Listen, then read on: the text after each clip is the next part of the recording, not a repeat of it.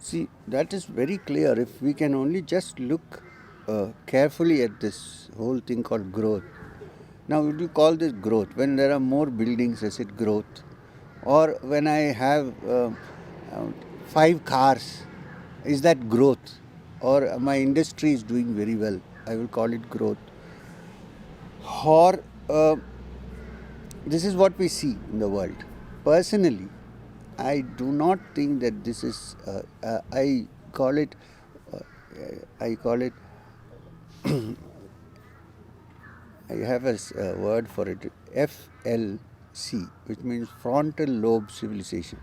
The frontal lobes have worked over time more than any other parts of the brain, and this is the result that we see. But we are not meant to be only frontal lobed human beings. You understand what I'm? There are so many other 17% of the brain is being utilized, the rest is not. So if this goes on, after some time we will probably turn into machines. Machines trying to make most efficient, the best thing possible, which is not growth. Growth would be quality and excellence. This is what I would think. So therefore I don't see this as growth at all. You see, you drop a seed in the soil, right? It grows into a beautiful sapling, then into a lovely tree, then it gives flowers and it gives fruit. This is growth, true biological growth. This tree is not competing with another tree. This tree is not trying to produce something other than what it can actually produce. It's like a grapefruit tree cannot become an apple tree. I mean, it's naturally built like that. So this is a natural growth. This kind of growth will never destroy anything. This is what I'm more than spiritual. When I say spiritual, it's not out of this world. For me, spiritual is right here. If you can look at the spiritual angle of anything that is there, it is spiritual. It's not as if it is cut away. You don't run away from the world and become spiritual. This is not my understanding. So that's what I mean by growth. And Kabir Das said, when you plant a seed, will you say that next day it will grow into a huge tree? It takes its own time. You have to plow it, you have to put water, all that is fine. But then it grows gradually, it has its own time. So that natural time is missing now because we want to rush everything to grow. You can't grow a seed into a tree like that, can we? But that's what we are trying to do artificially outside the world. And the other thing is this competition which we have in schools. It's like planting a seed and every night pulling it out to see if the roots have come. Where will it grow? We also run a school because I want to make sure that it doesn't happen there. I'm sure much of it is contributed by this. Because when how do we get problems in the world? When someone says, I have to grow more than the other fellow. I have to go, my territory has to increase. You see how warmongering happens because I'm not happy with my territory. Problem is, this is what also happens in religious institutions. That's the corollary to this. So the same thing is projected there. So is it, sometimes I question if it is really spiritual or is it simply an extension of this desire to, which is being projected onto this spiritual. You see, so sometimes one wonders if there is any hope. We should try. But we can't give up. It's not possible. Now, some of these things I am actually want to sit down and talk with the villagers. This is why I am going on this walk. Otherwise, I am not such an idiot. It's 1.5 years walking on the road is not a joke. Gandhiji once said, industrialize and perish. But on the other hand, Vishwesvaraya was saying industrialize or perish. So somewhere we have taken the other line. Ambedkar said, if you want to grow, don't sit with your charkas. It is meant for high society, not for you. Go industrialize. So somewhere people have equated progress with this kind of unbridled growth. That's what I mean. In intellectual circles, people are beginning to discover that this growth has not given what they wanted, the paradise that they wanted. So they should become more vocal now and begin to tell even the government that this is not what can help us out. but it's a tall order. I must tell you that I'm not trying to trumpet what we are doing, but this is a fact. We run a residential school between Madanapalle and Tirupati. It's a fully residential school. Okay, no day scholars. Now, it's so difficult to tell the parents that what we are aiming at is not what you normally do outside. So when they take admission, we tell them, look, if you're thinking your child is going to get 100% mark and go to IIT, please find some other school. Don't come here. Because we are not doing that. But it is so difficult. So some people actually withdraw because they don't understand the concept. We are thinking of a holistic growth of the mind, and not the filling their head with a lot of information and sending them to IITs. There are IIT specialist schools in Andhra Pradesh, many. So we say go there, let them go there. But I have noticed that after 1 or 2 years, the children tell the parents, we don't want to study, we want to go back there. If they have spent at least 1 year. Because here, much of our teaching is outdoors.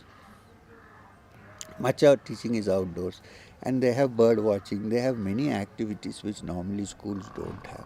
So therefore the education system. Someone said we have to do a lot of de-learning. We are stuffed with information. There is no space. So, but then when the children finally reach the 10th, which is the ICSE, they'll have to do something because it is a board exam. So it is in a way a little bit a contradiction for us, but then till 9th standard we leave them. Then we put a little bit of pressure because otherwise parents are not happy that the children have not cleared the board exams. Doesn't matter if they don't get distinction, but they have to clear the exam. But this is already affiliated to the ICSE board. It's affiliated. Now you see, this is very funny. They have a system that all teachers who are in a ICSE school should be B.Ed. These people who have this B education, B.Ed, they are the worst. When you get them, you have to retrain them, wash their brains before they understand what we are doing there. They come with set ideas. Homework karo, you do this. If you want to do homework, then what are you teaching in the classroom? More than the children is the parents. It's the parents who have, because they have to be competitive. They see somebody is doing this, they have to go to IITs. Then or they must go into IT industry. One of the persons who headed the ISRO was once invited for a talk in He said, it's education. He said, please, with folded hands, I beg you, don't send your children into IT. Because we know what happens to them. They completely become like Google. You press a button and they have information, but they have no heart, they don't grow, there is nothing happening. Yeah, there was this old system of the Pathshalas, where the children lived with the teacher and studied. Now it is not there mostly. Now the new Pathshalas that have come are probably with some vested interests, some undercurrents and so on. But it was not there. It is not there now. That system has gone. I'll tell you why. There's such an important factor of ancient, in India, I'm talking about Indian context. Any Upanishad which you take, where the rishis give wisdom, it's a dialogue. It's called a samvad. It's not just they saying something. It's between the student and the teacher. There is one Upanishad called Prashno Upanishad. Prashna itself means, question. It's very interesting. 3 young students who are themselves sons of illustrious rishis are sent to another rishi to learn. Because the father feels that if I teach, it won't be okay. They will go somewhere else. They come to a great rishi called Uddalaka Aruni, and they say, we are sons of so and so. We would like to learn how to find the truth. The truth. Absolute truth. Please take us as your disciples and teach us the truth. The answer is very, very interesting. You stay with me for 3 months. At the end of 3 months, I will teach you if I know. Can you beat this? 2000 years ago. And now teachers think they know everything. We had a problem, I was associated for some time with Krishnamurti. Whenever he came to Rishi Valley and left, the students had a big problem because they would not listen to what the teachers say. Why? Because he was why do you respect the teachers? Sir, we are afraid of the teachers. Why are you afraid of the teachers? Sir, they know much more than we do. You say, beg your pardon, let me explain. They don't know much more than you do. When they left for 3 months, the teachers had to grapple with the students to bring them back. I think if now the position of the Indian nationalist is that we should, do all that. But I think if you're really a nationalist, you should go back to your roots and see what happened in the Upanishads in that period. How did people learn? All those great things that people talked about at that time are gone. That India no longer has anything to offer the world. Why? You have to always copy from others. So this is something which they have to figure out for themselves. I am not much of a person who thinks that if you have more factories and more buildings, you have advanced civilizationally. Look at China. Do we want to copy the China model? No. This is very simple. I went recently to Beijing. I and my wife, we went and spent 5-6 days in Beijing and around. We are not impressed by what's happening. Buildings are there, everything is there. People are afraid. They're thinking there's someone who nobody knows who is the agent among people. This is not the way to live. What a society. And there's so much fog in the city itself that many days it's completely black on the sky. So what is this that we're doing? We can't copy China. First of all, it's not going to work here. But so I think we should go back to the basics. I would think of having such beautiful universities where children sit under the trees and understand things rather than technology. And I'd be blamed for that. People say, oh, he's thinking backwards. It's not thinking backwards. It's actually going forward. Yeah, people criticize. When you go and talk somewhere like this, they say, oh, this man is taking us back to the dark ages. I said, then you are the same people who are saying, oh, we were enlightened once upon a time. When I am saying go back to the root, you are saying we are going into the dark age. What do you do? It's political. The essential purity of life is gone. You cannot connect the dots. You have to either be this way or that way. You can't connect the dots. Yeah, growth can be in sectors where there is more encouragement for individual enterprise, for growth of the mind. Any number of scientific institutions which do research on brain, mind, these are all very fine. These are all great. I am not saying. And learning is not simply memorizing. Somewhere people should be taught about insight and what to do. I think the stress should be more on education rather than this kind of structural things. Like, for instance, people think if you have many buildings, you have grown. Have you really grown? Where have you gone? So that is the dot. That means there must be at least a handful of people who are ready to, whatever the consequences, go out into the world and spread the message. There is no other way. Maar to padega hi, no question. Because it is not in the interest of building lobbies, industrial lobbies. But they are also beginning to question. That's what I'm little bit happy about. So I'm sure you will find people who think alike in many fields. If there can be a forum where they can come together, not a forum with just like 2 days, they can interact actually, then something can come about. Yeah, so this elite is the thing we have to tackle. We have to have this thing go into the so-called elite. Now today elite means those who are in powerful positions are supposed to be elite. May not be. The core group in this country which has some understanding of these matters should be called the elite. Not the elite is not. You understand what I mean? So in such circles, now if I have lot of money and if I pretend I know many things, I might be considered elite. They are not really elite. So elite here means, in fact, I even don't like that word, elite. I think this should go to the normal thinking man who wants to do something, then it is possible that this can be avoided. You are right, it is possible that this is how it is always done. They take over and they say, okay, now this is the solution for it, and then something else starts. So,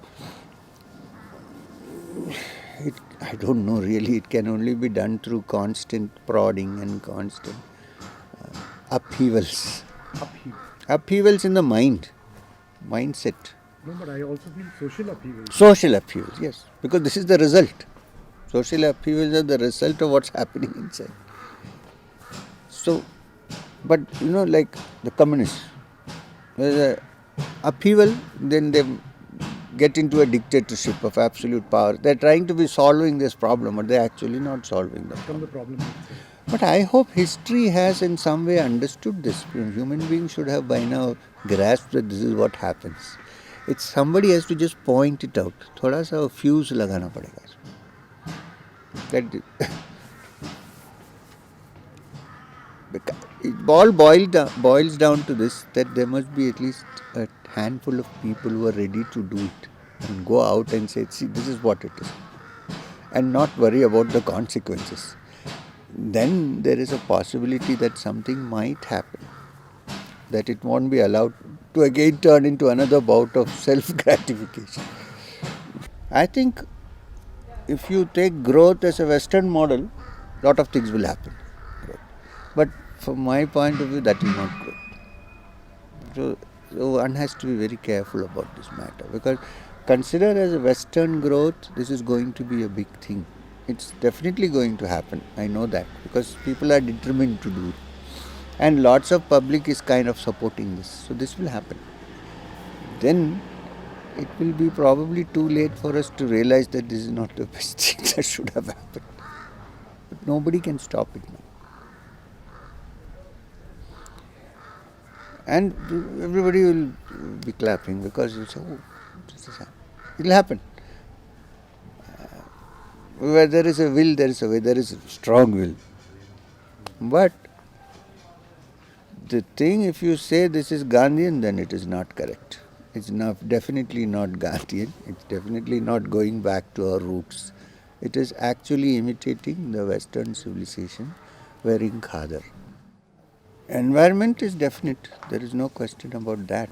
About the underprivileged, suppose they, what we see in these so-called underprivileged.